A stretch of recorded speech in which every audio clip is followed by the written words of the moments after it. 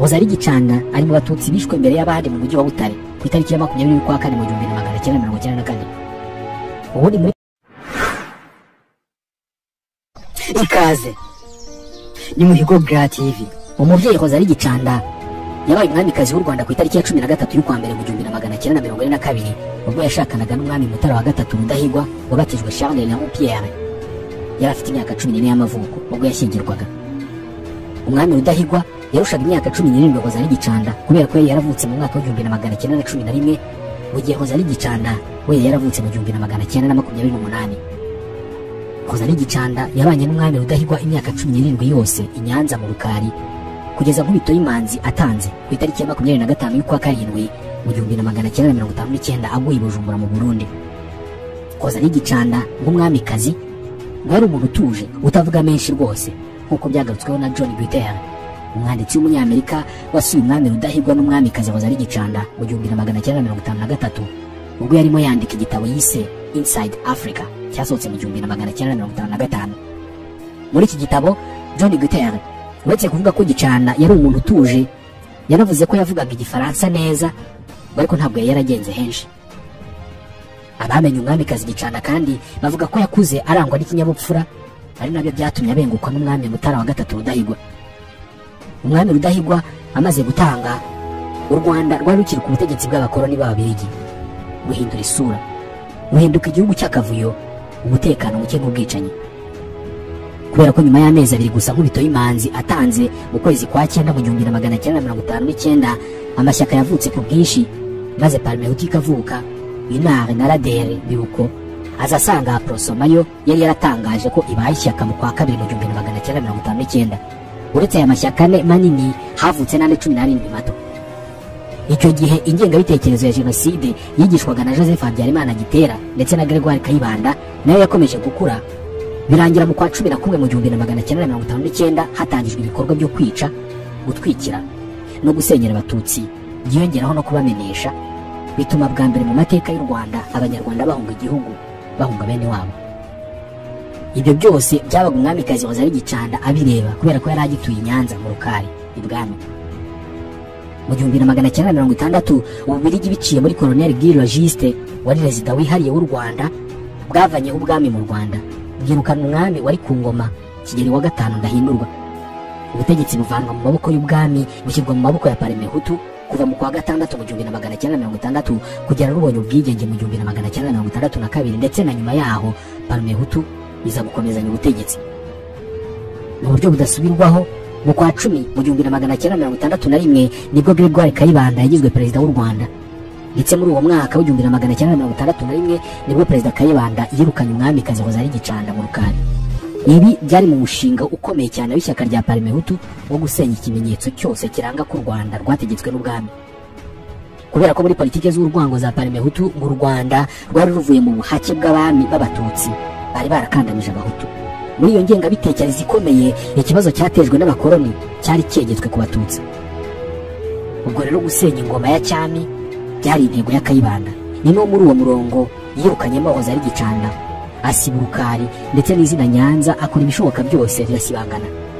Mu 1960 hariho teritwari yitwaga Nyanza, ariko nyuma mu mpinduka zakozwe hagashyirwaho za perefegitura. Nta perefegitura ya Nyanza yabayeho, ahubwo igice cyahoze ari Nyanza cyashyizwe ku cyiswe perefegitura ya Butare. Yewe na komine ntabwo yahawe izina rya Nyanza, oya yiswe komine Nyabisindu, ku buryo Nyanza yasigaye ari izina ry'umujyi uciriritse wo mu Rwanda wo mu 1960. Gusa kubera amateka akomeye uyu mujyi wa Nyanza wari ufite, ntabwo byashobokeye Gregoire Kayibanda kuwusiba burundu kubera ko hari byinshi byakomeje gutuma uguma mu bitekerezo by'abantu, birimo ahiswe ku bigega n'ibindi bitandukanye. Umwamikazi Rosalie Gicanda amaze kwirukanwa mu Rukari, ubutegetsi bwa Kayibanda ntabwo bwashizwe, ahubwo mu mwaka wa 1964 bwongeye kumwimura bumuvana i Nyanza bumujyana i Butare. Aha niho yagiye gutura mu nzu yari ihari, ikaba yari yarubatswe mu mwaka wa 1940. Iyi nzu n'ubu iracyahari, yubatse ku Itaba hafi ya stade mpuzamahanga ya Huye. Aha i Butare umwamikazi Rosalie Gicanda yahabayeho mu buzima bworoheje, abana n'umubyeyi we ndetse n'abandi bakobwa bake bamufashaga mu mirimo itandukanye. Rosalie Gicanda wari waravukiye Rwamagana agashakwa n'umwami agatura i Nyanza.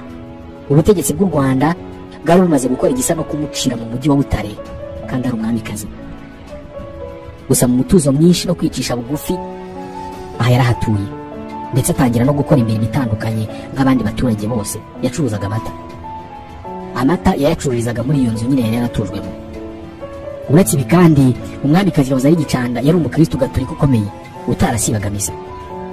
Ubwabyo n'iryo zina Rosalie Gicanda niryo yabatijwe mu gihe umwami Rudahigwa yemeraga kubatizwa ku itariki ya 17 y'ukwa 10 mu 1943. Iki gihe umwami Rudahigwa yemeye kubatizwa bitandukanye na se Musinga. Rudahigwa yiswe Charles Léon Pierre, naho Gicanda abatizwa Rosalie, naho Kankazi wari umugabekazi yari nyina w'umwami Rudahigwa abatizwa Radegonde. Benshi mu bari batuye Butare mbere ya jenoside yakorewe Abatutsi bazi neza imibereho ya Rosalie Gicanda. Ibyo barabihamya, ndetse bamwe n'ubu ngubu baracyagaruka kuri bimwe mu byaranze ubuzima bwe. Umwe mu bantu babaye iruhande rw'umwamikazi Rosalie Gicanda bari banaziranye ni umukecuru w'imyaka 88 witwa Namana Serafine uzwi nka Zirakamwa. Avuka mu karere ka Huye, ni naho yashakiye umugabo mu mwaka wa 1962. Aganira n'ikinyamakuru igihe.com mu mwaka wa 2022 yavuze ko akiri umukobwa yumvaga bavuga umwamikazi Gicanda Rosalie ariko ataramubona amaso ku maso. Ngo yaje kumubona ubwo yaravanywe mu Rukari aje gutura mu mujyi wa Butare. Ati ubwa mbere duhura nari ngiye kumusura. Nagiye kumusura nk'umuntu wari uje gutura i Butare mu rwego rwo kumwereka ko ahaje gutura hari abantu. Ati nageze yanyakira neza, amamata turaganira. Ati nyuma ndataha. Nubwo hashize imyaka myinshi, Zirakamwa yibuka ko umwamikazi Gicanda yari umuntu mwiza imbere n'inyuma. Yakundaga Imana, agakunda n'umugabo we kandi akagira urugwiro. Uyu mukecuru yavuze ko we n'umwamikazi Rosalie Gicanda babanye no mu itsinda ry'abanyamasengesho. Ati twasengeraga hamwe kubera ko twabanaga mu itsinda ryitwa Umushumba Mwiza. Ati twavanaga i Butare tukajyana mu nama y'iryo tsinda i Kigali. Hari umupadiri wari ufite imodoka akadutwara tukajyana. Usibye iryo tsinda babanagamo, umwamikazi Rosalie Gicanda yakundaga kujya gusengera muri chapelle mu rugo rwa Musenyeri ruri kwitaba hafi yaho yari atuye. Zirakamwa avuga ko umwamikazi Rosalie Gicanda abi Butare yabanaga na nyina n'abandi bakobwa bamufashaga imirimo yo mu rugo, akaba yarabagaho mu buzima buciriritse kubera ko yacuruzaga amata. Ati yajyaga gusenga yavayo akaza agacuruza amata. Ati hari abantu bayamugemuriraga bakayazana mu majerekani kubera ko ibicuba byari bitaraza. Ati barayazanaga akayateka akayavuza akayacururiza aho yari acumbitse. Mukecuru Zirakamwa yibuka ko inzu umwamikazi Rosalie Gicanda yabagamo yari ifite uruzitiro rw'ibiti. Ati twajyagayo tugasuhuza bakaduha ikaze. Ati yari umubyeyi mwiza ukunda kwambara imikenyero, akatuganiriza akatwakira. Undi wagarutse ku mwamikazi Rosalie Gicanda ni Padiri Martin Mudenderi. Uyu uretse kuba muzi neza yakundaga kuba hafi.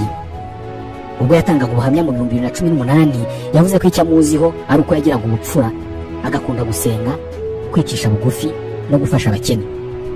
Ati yari mwiza imbere n'inyuma, yakundaga gusenga kandi yakundaga kuririmba indirimbo yitwa Nzasingiza Imana.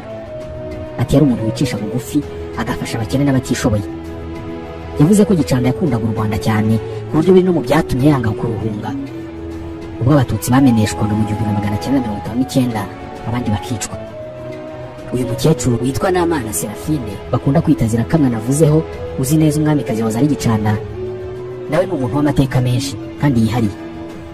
Uyu mubyeyi wavutse mu 1935 niwe wari ku bitaro by'i Kabgayi ku wa gatatu ku itariki ya 23 y'ukwezi kwa 10 mu 1957 ubwo nyakubahwa perezida wa Repubulika yavukaga.